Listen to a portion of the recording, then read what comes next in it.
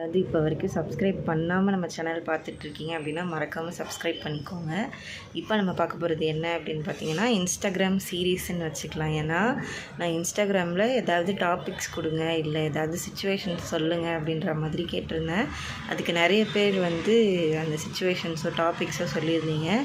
அதுக்காக நான் அங்கே அவங்களுக்கு ரிப்ளை பண்ணிட்டேன். ஸ்டில் இதை ஒரு வீடியோவாக மேக் பண்ணி போட்டது எனக்கு சாட்டிஸ்ஃபைடாக இருக்கும். ஸோ அதனால் இது ஒரு இன்ஸ்டாகிராம் சீரீஸ்ன்னு வச்சுக்கலாம். Instagram series part 1 episode 1. ஓகேவா? சரி, இன்றைக்கி நம்ம பார்க்க போகிறது எதை பற்றி அப்படின்னு பார்த்திங்கன்னா, அதே மாதிரி அந்த சீரீஸில் கொடுத்துருந்த ஒரு டாபிக் தான் இது. மோஸ்ட்டாக கேர்ள்ஸுக்கு ரொம்ப ரிலேட் ஆகும். ஒரு வேளை ஒரு ரிலேஷன்ஷிப்பில் இருக்காங்க அப்படின்னா பசங்களுக்குமே ரொம்ப ரிலேட் ஆகும். ஒரு பொண்ணுக்கு வளையலோ இல்லை கண்ணாடி வளையலோ எந்த அளவுக்கு ரொம்ப பிடிக்கும், எப்படி சொல்கிறது, அது போட்டுட்டு சும்மா நம்மளே நம்ம கையை பார்த்துட்ருப்போம். அழகாக இருக்குல்ல அப்படிங்கிற மாதிரி. அதுவும் ட்ரெஸ்ஸுக்கு மேட்சாக போட்டுட்டா அன்றைக்கி நாளே ஒரு மாதிரி கம்ப்ளீட் ஆன மாதிரி இருக்கும். சரி, அதுக்கான ஒரு வீடியோ தான் இது. என்ன அப்படின்னு பார்த்தீங்கன்னா, நீயும் நானும் ஒருவரை ஒருவர் ஒட்டி தழுவி கட்டி கொண்டாலோ இல்லை முட்டி கொண்டாலோ சத்தம் மட்டும் போட்டு விடாதே. சண்டாளி அவள் சண்டைக்கு வந்து விடுவாள். நான் காற்றாக இருந்தாலும் என்னை கைது செய்து சென்றிடுவாள்.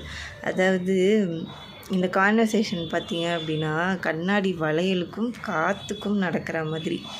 இப்போது ஃபஸ்ட்டு பார்த்திங்கன்னா, நீயும் நானும் ஒருவரை ஒருவர் ஒட்டி தழுவி கட்டி கொண்டாலோ இல்லை முட்டி கொண்டாலோ.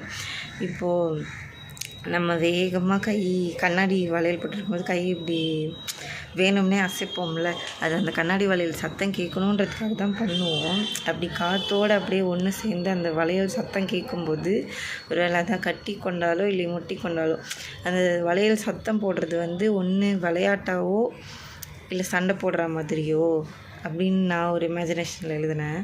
ஒரு வேளை அந்த சத்தம் எதனால் வருது, காற்றும் கண்ணாடி வளையலும் விளையாடுதா, இல்லை காற்றும் கண்ணாடி வளையலும் சண்டை போடுதா, எப்படி இருந்தாலும் சத்தம் வரும். ஆனால் சத்தம் மட்டும் போட்டு விடாதே. அப்படி எதுவாக இருந்தாலும் தயவு செஞ்சு சவுண்டு போட்டுறாத.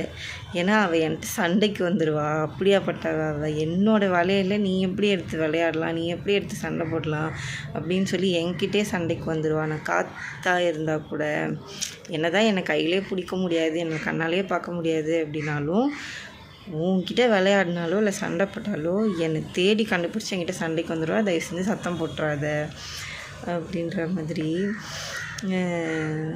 இது அவ்வளோதான். இதை பற்றின கமெண்ட்ஸ் ஏதாவது இருந்தால் மறக்காமல் சொல்லிட்டு போங்க.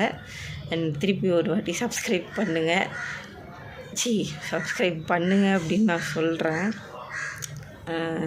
இது அவ்வளோதான்.